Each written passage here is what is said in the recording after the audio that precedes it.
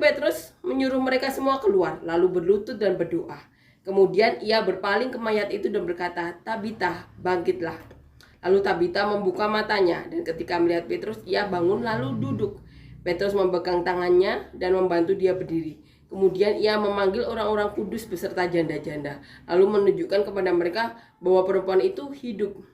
Peristiwa itu tersiar di seluruh Yope, dan banyak orang menjadi percaya kepada Tuhan. Kemudian daripada itu Petrus tinggal beberapa hari di Yope di rumah seorang yang bernama Simon, seorang penyamak kulit. Puji Tuhan. Di sini diceritakan kisah Petrus. Petrus menyembuhkan seseorang yang lumpuh dan membangkitkan seseorang yang baik hati dari kematiannya. Petrus berkeliling untuk di sini dikatakan mengadakan kunjungan kemana-mana. Dalam perjalanan itu ia singgah kepada orang-orang kudus yang di Lida. Jadi ada orang-orang kudus yang di Lida. Nah, waktu itu di sini dikatakan didapati seorang bernama Eneas yang 8 tahun berbaring di tempat tidur karena lumpuh. Kata Petrus kepada Eneas, "Eneas, Yesus Kristus menyembuhkan engkau. Bangunlah dan bereskanlah tempat tidurmu." Nah, seketika itu juga bangunlah Eneas. Lalu orang-orang yang di Lida dan Saron melihat dia, kemudian berbalik kepada Tuhan. Puji Tuhan ya. Di situ orang-orang dikuatkan ya, karena mereka melihat mujizat kesembuhan di depan mata mereka.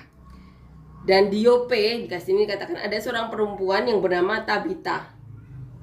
Dalam bahasa Yunani Dorcas. Dikatakan di sini di Yope ada seorang murid perempuan. Berarti ini bagian dari jemaat mula-mula ya, murid perempuan. Perempuan itu banyak berbuat baik dan ia memberi sedekah. Tetapi waktu itu ia sakit lalu meninggal.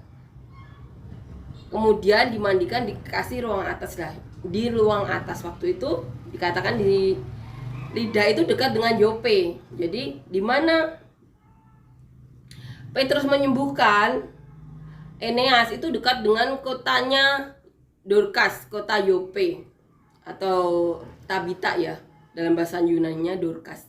Nah, itu dekat. Nah, di sini dikatakan ketika murid-murid mendengar bahwa Petrus ada di Lida, mereka menyuruh 2 orang kepadanya dengan permintaan, "Segeralah datang ke tempat kami." Ini di ayat 38 ya. Jadi murid-murid meminta Petrus untuk mampir ke kota Yope.